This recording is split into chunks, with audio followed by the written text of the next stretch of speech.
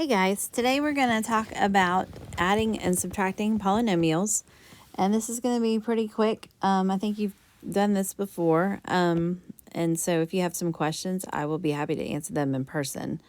But real quick, the learning target is I can use polynomials to represent real-world situations and perform operations with polynomials, and in this case, we're going to just be adding and subtracting.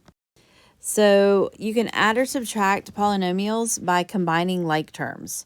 So that's what we're going to do here. And what I usually do when I try to add or subtract is I go ahead and put them in standard form and then I stack them. So what that means is, for example, this first expression, I'm going to put it in standard form. So I'm going to write negative x squared plus 11x plus 13. And then I'm going to stack the other expression underneath it. So I'm going to take the 2x squared and I'm going to put it under here like plus 2x squared. The negative 23 goes under the other constant. And then the negative 5x goes under the other x. So my x squared terms are together, my x terms are together, and my constant terms are together. And that makes it a lot easier for me to see how to add and subtract. So here I've basically got negative 1 plus 2, right? And I have one negative and 2 positives.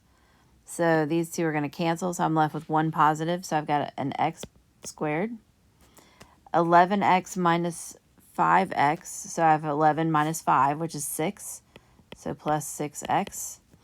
And then 13 positives and 23 negatives, or 13 minus 23 is going to give me negative 10.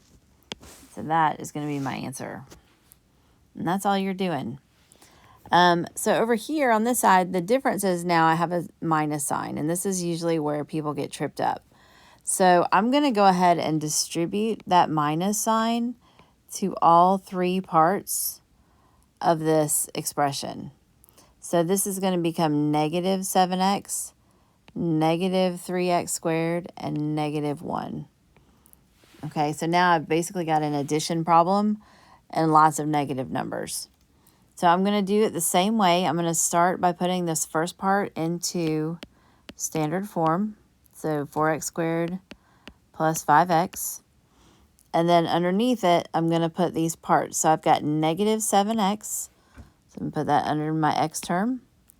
Negative 3x squared goes under my other x squared term.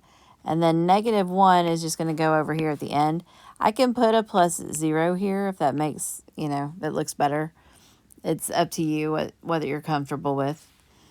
And then I'm just going to add and subtract. So I've got 4 minus 3, which is just 1. So I have x squared. And then 5 minus 7 is negative 2x. And then 0 minus 1 is just negative 1. And that's my answer. And that's pretty much all there is to it. So we'll do lots of practice with this in class. And if you have any questions, you can just let me know.